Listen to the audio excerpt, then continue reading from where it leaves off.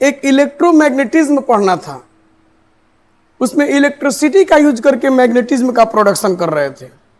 और ये electromagnetic induction है, इसमें हम मैग्नेटिज्म का यूज करके क्या चीज का प्रोडक्शन करेंगे?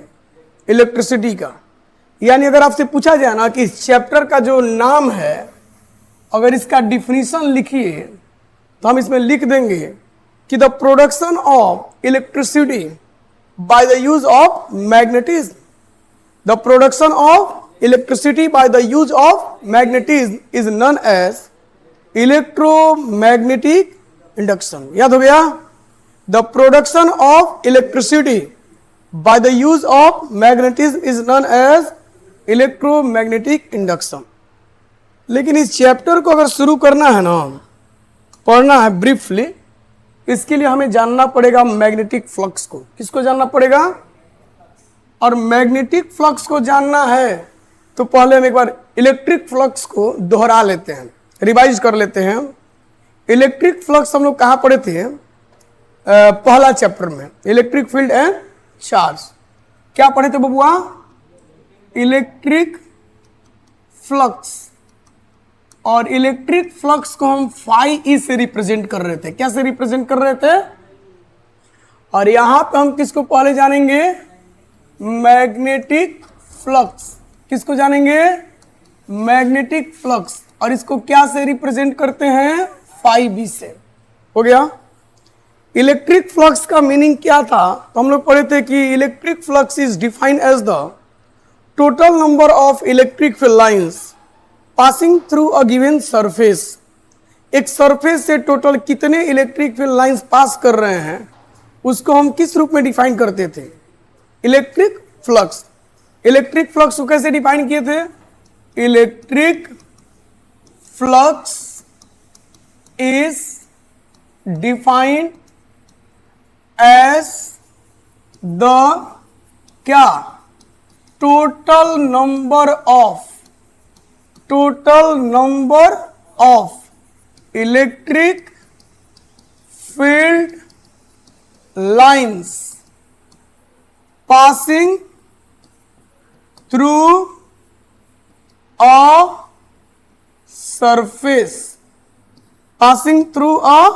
surface, उसी तरह से हम मैग्नेटिक फ्लक्स को भी डिफाइन कर लेंगे।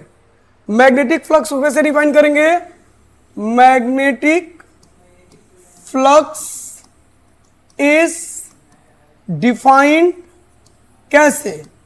Defined as the total number of, बोलिए, magnetic field lines passing through a surface. याद हो गया बउआ? जिस तरह से हम इलेक्ट्रिक फ्लक्स को डिफाइन किए थे, उसी तरह से किसको डिफाइन करेंगे? मैग्नेटिक फ्लक्स को। इलेक्ट्रिक फ्लक्स को कैसे डिफाइन किए थे? It is defined as the total number of electric field lines passing through a surface. और इसको कैसे डिफाइन करेंगे? It is defined as the total number of, बोलिए, magnetic field lines passing through a. Clear हो गया? Electric flux एक सतह से कितना number of electric field lines pass करता है उसका मेजरमेंट करेगा, और मैग्नेटिक फ्लक्स एक दिए गए सतह से टोटल कितने मैग्नेटिक फील्ड लाइंस पास करेंगे उसका मेजरमेंट करता है। इसका कैलकुलेशन कैसे करते हैं? किसका कैलकुलेशन? मैग्नेटिक फ्लक्स का। तो जिस तरह से हम इलेक्ट्रिक फ्लक्स का कैलकुलेशन किए थे, उसी तरह से हम किसका कैलकुलेशन कर लेते हैं? कैलकुलेशन ऑफ किसका? Magnetic flux. Calculation of magnetic, इसको 5B से रिप्रेजेंट करेंगे। कैसे? 5 फ्लक्स के लिए है और B किसके लिए है? मैग्नेटिक के लिए। Electric flux is the dot product of electric field vector and area vector. उसी तरह से magnetic flux is the dot product. Magnetic flux is the dot product. किसका डॉट प्रोडक्ट है? डॉट प्रोडक्ट ऑफ किसका किसका, तो आप कहेंगे magnetic field and area vector. Magnetic field and area vector chapter first में हम बताए थे, फिर एक बार बता देंगे। यानी मैग्नेटिक फ्लक्स डॉट प्रोडक्ट है। मैग्नेटिक फ्लक्स क्या है, किसका किसका डॉट प्रोडक्ट है, मैग्नेटिक फील्ड और एरिया वेक्टर का। मैग्नेटिक फ्लक्स और, समझ में आया बबुआ? हम इसको ऐसे भी लिख सकते हैं, magnetic flux is equal to B गुना ए गुना कॉस थीटा। बी गुना ए गुना कॉस थीटा। क्लियर है? जैसे यहां पर देख लीजिए, एक डायग्राम बना देते हैं। ये आपके पास एक सरफेस है, क्या है, सरफेस है। ये हो गया एरिया वेक्टर। क्या हो गया, एरिया वेक्टर। पढ़े थे हम लोग पहला चैप्टर में कि एरिया वेक्टर एक ऐसा वेक्टर होता है जिसका मैग्नीट्यूड सतह के एरिया के बराबर होता है और उसका डायरेक्शन हमेशा परपेंडिकुलरली आउटवर्ड होता है। डायरेक्शन हमेशा क्या होता है, परपेंडिकुलरली। जैसे इस सतह को देखा जाए, इस सतह के लिए अगर एरिया वेक्टर देखें तो परपेंडिकुलरली आउटवर्ड, ऊपर की ओर होगा। किधर? और नीचे वाले सतह के लिए एरिया वेक्टर देखिएगा तो परपेंडिकुलरली डाउनवर्ड, इसके लिए परपेंडिकुलरली अपवर्ड, और इसके लिए परपेंडिकुलरली।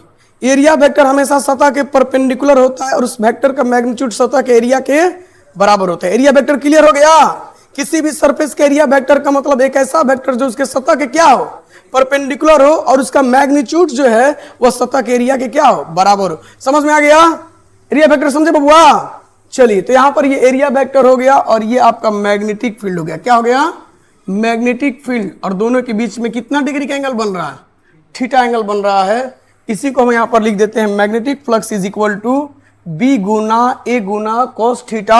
बी क्या है बबुआ, मैग्नेटिक फील्ड। ए क्या है हो, थीटा क्या है बबुआ, angle between area vector and magnetic field vector. Clear हो गया? मैग्नेटिक फ्लक्स का मीनिंग समझ गए?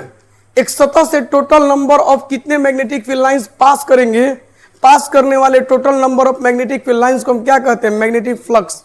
मैग्नेटिक फ्लक्स को कैसे कैलकुलेट करते हैं, तो magnetic flux is the dot product. Magnetic flux is the किसका किसका डॉट प्रोडक्ट है, magnetic field and area vector. Magnetic flux is equal to हम लिख देंगे बी डॉट ए, या इसका वैल्यू लिखे तो बी इंटू ए इंटू कॉस थीटा। आगे बढ़ा जाए, आगे बढ़े। चलिए, बहुत बढ़िया। अच्छा, आप बताइए कि मैग्नेटिक फ्लक्स स्केलर क्वांटिटी है कि vector quantity? Magnetic flux scalar है कि vector? It is a dot product, and every dot product is a every dot product is a scalar quantity. Every dot product is a dot product को हम scalar product भी बोल रहे थे। कब? जब 11वां क्लास में वेक्टर पढ़े थे तब। तो हर डॉट प्रोडक्ट क्या है, अगर नहीं पढ़े थे तो फिर जान लीजिए। हर डॉट प्रोडक्ट क्या है, स्केलर क्वांटिटी है। क्या है? तो electric flux scalar quantity, magnetic flux scalar quantity. Why magnetic flux is a scalar quantity? Because it is a dot product. Because it is अ, हाँ, इलेक्ट्रिक फ्लक्स भी डॉट प्रोडक्ट है। किसका? इलेक्ट्रिक फील्ड वेक्टर का और area vector का। इसलिए electric flux भी क्या होगा, स्केलर क्वांटिटी, और मैग्नेटिक फ्लक्स भी क्या होगा, स्केलर क्वांटिटी। यानी एक पॉइंट मिला, इसको ऑब्जेक्टिव के लिए याद रखिएगा कि जो मैग्नेटिक फ्लक्स है वह कैसा क्वांटिटी है, इज अ, बोला बबुआ, स्केलर क्वांटिटी। क्यों है scalar quantity? Because it is a, बोला जाए, it is a dot product. याद हो गया ना? And every dot product is a scalar और vector, scalar. Every dot product is a, ठीक है। मैग्नेटिक फ्लक्स स्केलर है कि vector?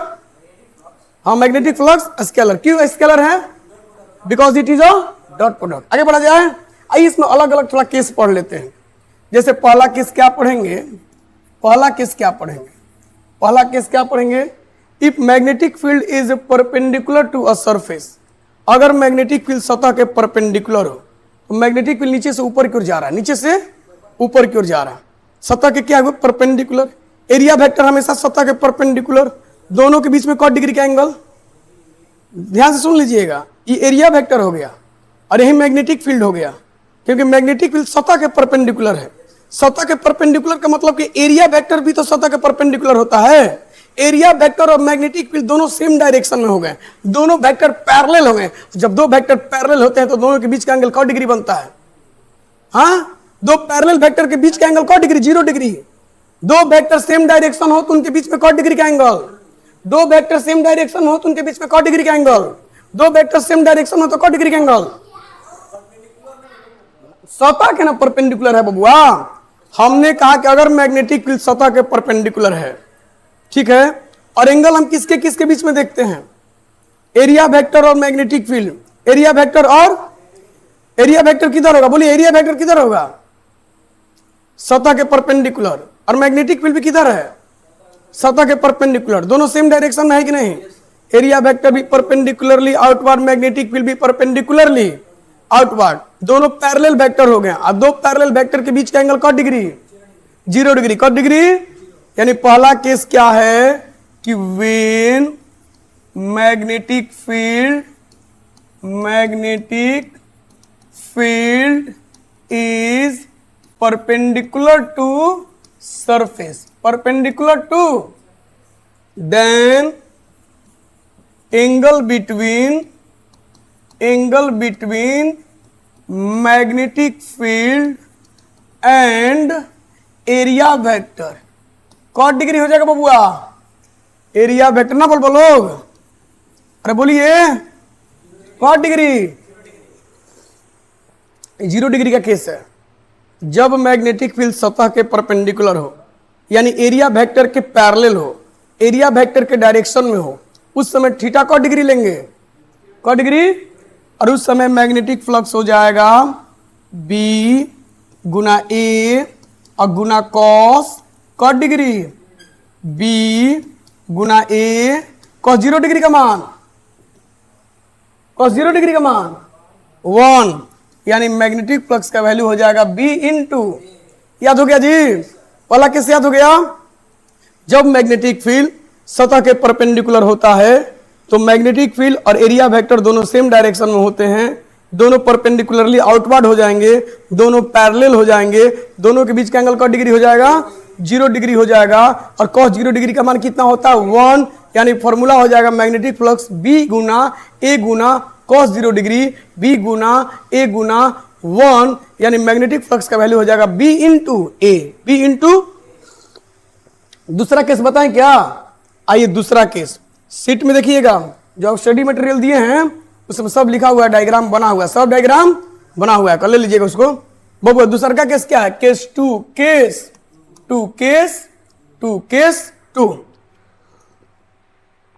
When magnetic field is parallel to surface, when magnetic field is बोलो बाबू parallel to surface, parallel to surface, then angle between magnetic field and area vector, magnetic field and area vector is कितना हो जाएगा, आइए समझते हैं। ये surface है बाबू, देखो मैग्नेटिक फील्ड इसके पैरेलल है, मैग्नेटिक फील्ड एरिया वेक्टर हमेशा सतह के परपेंडिकुलर, मैग्नेटिक फील्ड सतह के पैरेलल। ये हो गया एरिया वेक्टर, ये हो गया मैग्नेटिक फील्ड, ये हो गया एरिया वेक्टर, ये हो गया मैग्नेटिक फील्ड, दोनों के बीच का एंगल, दोनों के बीच का एंगल आप कहेंगे इज कॉट डिग्री 90 डिग्री, यानी कि 90 डिग्री का केस है। यहां पे मैग्नेटिक फ्लक्स क्या हो जाएगा, B गुना A गुना कॉस कॉट डिग्री, कॉस 90 डिग्री का मान 0, B गुना A गुना 0 बराबर, दिक्कत है क्या, अरे समझ गए, मैग्नेटिक फ्लक्स 0 हो जाएगा कब, जब मैग्नेटिक फील्ड सतह के पैरेलल होगा, लेकिन सतह के परपेंडिकुलर होगा तो B into A, B into, और सतह के पैरेलल होगा तो बाबा मैग्नेटिक फ्लक्स पॉजिटिव होगा कि नेगेटिव होगा कि 0 होगा कि तीनों हो सकता है। मैग्नेटिक फ्लक्स पॉजिटिव भी हो सकता है, निगेटिव भी हो सकता है, 0 भी हो सकता है, पॉजिटिव भी हो सकता है, नेगेटिव भी हो सकता है, 0 भी हो सकता है। कुछ एग्जांपल ले लेते हैं, जैसे देखो मैग्नेटिक फील्ड नीचे से ऊपर की ओर है, मैग्नेटिक फील्ड किधर से किधर है, नीचे से ऊपर, नीचे से मैग्नेटिक फील्ड किधर है, नीचे से इस सतह के लिए, इस सतह के लिए एरिया वेक्टर किधर होगा? Perpendicularly outward. और नीचे वाले सतह के लिए एरिया वेक्टर किधर होगा? Perpendicularly downward. अगर ऊपर वाले सतह के लिए फ्लक्स निकालें तो एरिया वेक्टर परपेंडिकुलरली आउटवर्ड और मैग्नेटिक फील्ड भी परपेंडिकुलरली आउटवर्ड, दोनों ऊपर की ओर है दोनों, तो दोनों के बीच का एंगल का डिग्री बनेगा? 0 डिग्री। ये तो क्लियर है। आइए, लेकिन नीचे वाले सतह के लिए देखें तो मैग्नेटिक फील्ड किधर था? ऊपर की ओर। मैग्नेटिक फील्ड किधर था? एरिया वेक्टर किधर होगा? मैग्नेटिक फील्ड ऊपर, एरिया वेक्टर नीचे, मैग्नेटिक फील्ड ऊपर, एरिया वेक्टर। तो नीचे वाले सतह के लिए एरिया वेक्टर और मैग्नेटिक फील्ड के बीच में कौन डिग्री का एंगल बन जाएगा? 180 डिग्री। कितना? कॉस 180 डिग्री का मान जानते कितना होता है? -1। कितना? कॉस 180 डिग्री का मान कितना होता है? कॉस 180 डिग्री का मान कितना होता है? समझ में आया? कॉस 0 डिग्री का मान कितना? समझ में आया? कब पॉजिटिव कब नेगेटिव? आइए थोड़ा इसको भी लिख लेते हैं। Positive, positive magnetic flux, magnetic flux. इसमें क्या लिखिएगा?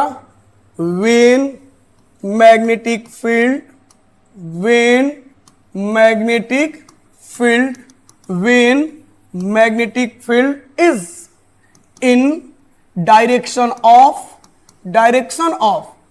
Area vector, direction of area vector, then theta कॉट डिग्री हो जाएगा बबुआ, ना बोलिएगा।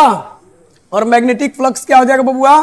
बी गुना ए गुना कॉस कॉट डिग्री, बी गुना ए गुना 1 बराबर बी अगुना। पॉजिटिव आया कि निगेटिव? Positive negative? यहां पे मैग्नेटिक फ्लक्स पॉजिटिव आया। आइए देख लेते हैं किसको? Negative magnetic flux, negative magnetic flux, magnetic flux. चलिए यहां पर क्या लिखेंगे बबुआ? When magnetic field is in opposite of क्या? Opposite of area vector, then क्या? देन एंगल कितना हो? एंगल का डिग्री हो जाएगा 180 डिग्री। एंड मैग्नेटिक फ्लक्स क्या हो जाएगा? मैग्नेटिक फ्लक्स हो जाएगा बी गुना ए गुना कॉस 180 डिग्री, बी गुना ए गुना -1 माइनस बी अगुना। समझ में आया? कौन कौन समझ गए? समझ गए? मैग्नेटिक फ्लक्स पॉजिटिव होगा कि निगेटिव की? दोनों। एग्जाम्पल समझ गए ना? जैसे इस सतह के लिए अगर मैग्नेटिक फील्ड ऊपर की ओर है, किधर है? और यह सतह के लिए मैग्नेटिक फ्लक्स देखना है तो area vector perpendicularly outward, magnetic field भी परपेंडिकुलरली आउटवर्ड, दोनों वेक्टर सेम डायरेक्शन में हो गए, दोनों के बीच का एंगल 0 डिग्री, cos 0 डिग्री का मान होता है +1, यानी मैग्नेटिक फ्लक्स पॉजिटिव हो जाएगा बी गुना ए, बी गुना। लेकिन नीचे वाले सतह के लिए देखें तो मैग्नेटिक फील्ड किधर लिया गया था? ऊपर की ओर, और एरिया वेक्टर किधर हो जाएगा? परपेंडिकुलरली आउटवर्ड, माने नीचे की ओर। दोनों के बीच का एंगल 180 डिग्री, cos 180 का मान होता है -1, यानी मैग्नेटिक फ्लक्स का वैल्यू हो जाएगा बी गुना ए गुना -1, यानी माइनस बी गुना ए, यानी मैग्नेटिक फ्लक्स का वैल्यू यहाँ पे क्या आ रहा है? पॉजिटिव भी निगेटिव? समझ गए? तो मैग्नेटिक फ्लक्स पॉजिटिव भी हो सकता है, मैग्नेटिक फ्लक्स निगेटिव भी हो सकता है, और मैग्नेटिक फ्लक्स 0 भी हो सकता है। 0 वाला केस याद है? 0 मैग्नेटिक फ्लक्स का केस याद है? 0 मैग्नेटिक फ्लक्स, मैग्नेटिक फ्लक्स 0 होगा कब? जब मैग्नेटिक फील्ड सतह के पैरेलल होगा तब। यानी यहां पर क्या पढ़े थे? When magnetic field is parallel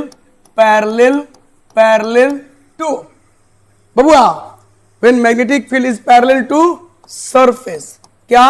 surface. Angle का डिग्री हो जाएगा हो 90 डिग्री। ये आपका सरफेस हो गया, मैग्नेटिक फील्ड पैरेलल है, एरिया वेक्टर परपेंडिकुलर हो जाएगा, दोनों के बीच का एंगल का डिग्री 90 डिग्री, और यहाँ पे मैग्नेटिक फ्लक्स का वैल्यू हो जाएगा बी गुना ए गुना कॉस का डिग्री बबुआ 90 डिग्री, बी गुना ए गुना कॉस 90 डिग्री का मान बी गुना ए गुना 0 बराबर कितना? समझ में आया? कौन कौन समझ गए? याद हो गया? बहुत बढ़िया, कोशिश करना है सब यहीं पे क्या हो जाए, याद हो जाए। मैग्नेटिक फ्लक्स समझ गए, मैग्नेटिक फ्लक्स को कैसे कैलकुलेट करते हैं समझ गए, मैग्नेटिक फ्लक्स में आपका कब b इंटू ए होगा, कब माइनस b इंटू ए होगा, कब जीरो होगा, ये भी समझ गए। बाकी 30 डिग्री का केस हो, 60 डिग्री का केस हो, वैल्यू पुट करेंगे और उसको क्या करेंगे, सॉल्व करेंगे। आइए थोड़ा आगे आते हैं इसके एसआई यूनिट पे। क्या चीज पे, एसआई यूनिट। मैग्नेटिक फ्लक्स का एसआई यूनिट वेबर होता है। एसआई यूनिट ऑफ किसका बबुआ, मैग्नेटिक फ्लक्स। मैग्नेटिक फ्लक्स ना, मैग्नेटिक फ्लक्स का ऐसा यूनिट क्या होगा, आप कहेंगे ये होता है वेबर। क्या होता है, वेबर। क्या होगा, मैग्नेटिक फ्लक्स का ऐसा यूनिट वेबर। और एक वेबर को हम क्या लिख सकते हैं, एक वेबर को लिख सकते हैं, क्या लिखेंगे यहां पर देखिए, मैग्नेटिक फ्लक्स का फॉर्मूला क्या था, मैग्नेटिक फील्ड इनटू एरिया था ना।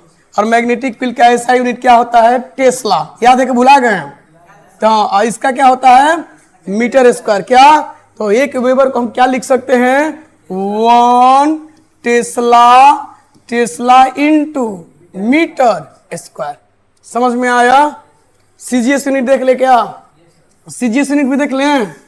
आइए बबुआ सीजीएस यूनिट देख लेते हैं। क्या देख लेते हैं, सीजीएस यूनिट ऑफ किसका, मैग्नेटिक फ्लक्स का। मैग्नेटिक फ्लक्स का सीजीएस यूनिट क्या होगा, मैक्सवेल। क्या होता है, मैक्सवेल होता है। क्या होता है बबुआ, मैक्सवेल। मैक्सवेल क्या है, सीजीएस यूनिट है। क्या है, सीजीएस यूनिट है। क्या है, सीजीएस यूनिट है। और यहां पर एक मैक्सवेल को क्या लिखेंगे, एक मैक्सवेल को क्या लिखेंगे। आइए इसको भी देखते हैं कहां से आया, क्या लिखेंगे। देखो बबुआ, देखे, हाँ देख लीजिए। मैग्नेटिक फ्लक्स का ऐसा यूनिट क्या होता है, बोलिए ऐसा यूनिट का फॉर्मूला क्या होता है। अरे बी इंटू ए। मैग्नेटिक फील्ड का हम लोग सीजीएस यूनिट पढ़े थे, भुला गए का, अरे भुला गए, अरे गॉस ना पढ़े थे जी। एरिया का सीजीएस यूनिट हो जाएगा सेंटीमीटर स्क्वायर हो जाएगा। क्या, यानी 1 मैक्सवेल को हम क्या लिख सकते हैं, 1 गॉस इंटू सेंटीमीटर स्क्वायर। याद हो गया। ऐसा यूनिट क्या होगा बबुआ, वेबर। सीजीएस यूनिट क्या होगा बबुआ, एक वेबर को क्या लिख सकते हैं, मीटर स्क्वायर। और एक मैक्सवेल को क्या लिख सकते हैं, एक और ऑब्जेक्टिव के लिए दोनों के बीच में रिलेशन पूछा जाता है। दोनों के बीच में किसके किसके बीच में रिलेशन, एसआई यूनिट और सीजीएस यूनिट। एसआई यूनिट और, यानी हम लोग अब पढ़ने जा रहे हैं रिलेशन। क्या पढ़ने जा रहे हैं, रिलेशन बिटवीन किसके किसके बीच में रिलेशन बबुआ, relation between SI unit and CGS unit. CGS unit of magnetic flux, दोनों में रिलेशन क्या है। तो यहां पर रिलेशन याद रखिएगा, 1 वेबर जो है वह हो जाता है 10 का पावर 8 मैक्सवेल के बराबर। 10 का पावर 8 मैक्सवेल के बराबर। याद रहेगा, एक वेबर में कितना मैक्सवेल, या एक मैक्सवेल में कितना वेबर, 10 का पावर -8 वेबर। 10 का पावर, दिक्कत है क्या बबुआ, ये भी बता दे कहां से आया। ना ये 1 वेबर बराबर 10 का पावर 8 मैक्सवेल कहां से आया, बता दें। चलिए ध्यान दीजिएगा, आइए इसको बताते हैं कहां से आया। आप कहेंगे भैया जी 1 वेबर को हम क्या लिख सकते हैं, 1 टेस्ला इंटू 1 मीटर लिख सकते हैं। अरे लिख सकते हैं बबुआ।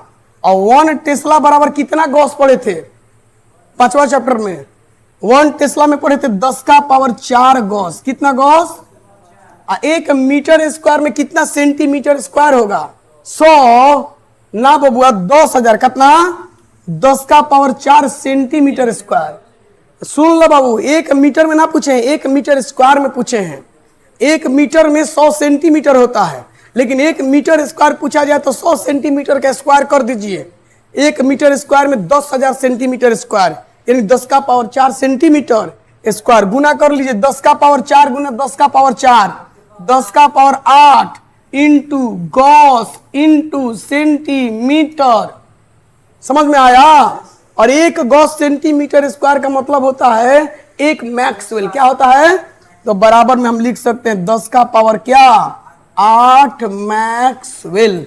समझ में आया, समझ में आया बबुआ। समझ गए? सीजीएस यूनिट समझ गए, एसआई यूनिट समझ गए, दोनों के बीच का रिलेशन भी समझ गए। डायमेंशनल फॉर्मूला निकलवा दे का? बस इतना याद रखना है, ये याद रखना है, ये याद रखना है। ये कहाँ से आई तो पूछेगा नहीं, लेकिन हम बता दिए कि मान लीजिए भूल गए, हम निकाल सकते हैं कि यहाँ से ये आया। रिलेशन नहीं लिखने के लिए आता है ना, सीधे पूछता है कि एक वेबर में कितना मैक्सवेल होगा, एक मैक्सवेल में कितना वेबर होगा, इस तरह से क्वेश्चन पूछा जाता है। हो गया? हो गया बबुआ? डायमेंशनल फॉर्मूला बता दूं? आइए डायमेंशनल फॉर्मूला बता दे बबुआ। आइए डायमेंशनल फॉर्मूला निकलवा दूं। डायमेंशनल फॉर्मूला हम शुरू से आप लोगों से बोले हैं कि आप लोग कभी रटिए मत, रटिए नहीं सकते हैं। अरे हमको खुद याद नहीं रहता है, हम क्या करते हैं, निकालते हैं। क्या करते हैं?